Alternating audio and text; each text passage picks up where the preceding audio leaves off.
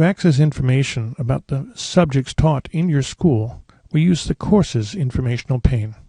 Here we have it. Notice by default it's grouped by department, and we're seeing active courses. We can also see inactive courses or all courses if we prefer.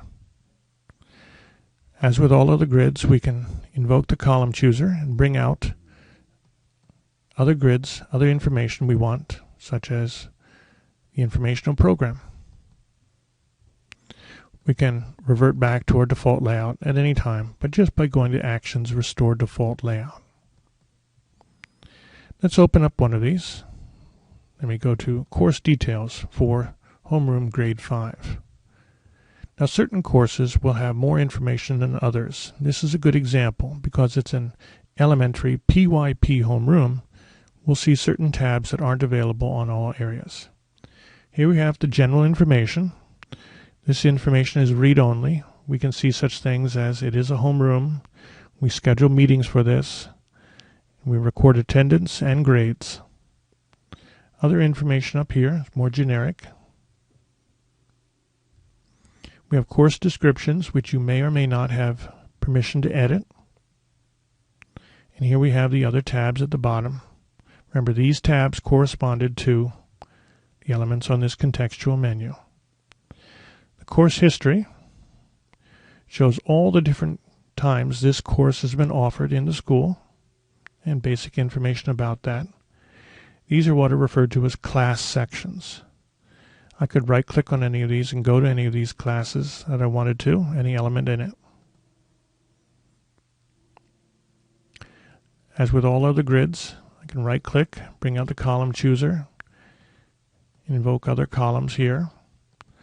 Or if I wanted to, I could click Print and send this to a file or directly to the printer. If I've changed the layout, I can click on Restore Default Layout to get my default back again. If a criteria system has been defined for this particular course, we can see it here. Here's the criteria, different types of criteria, and the elements thereof. Now these will vary quite a bit from school to school. For instance here, this is a band to use of 4, and the various band levels are 0s, 1, 2, and 3.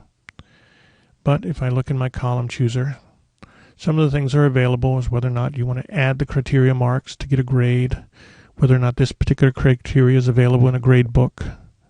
We can have up to 10 bands. We can have descriptions for the bands.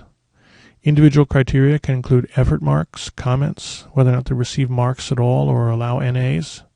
These can all be set for each one of these. Here, because it is a PYP homeroom, we have the units of inquiry, and again, you may or may not have edit privilege here. If your school has defined any user-defined fields, they would show up here. And if it's using the curriculum element, you can add course units here, plus the other curriculum-related columns of information.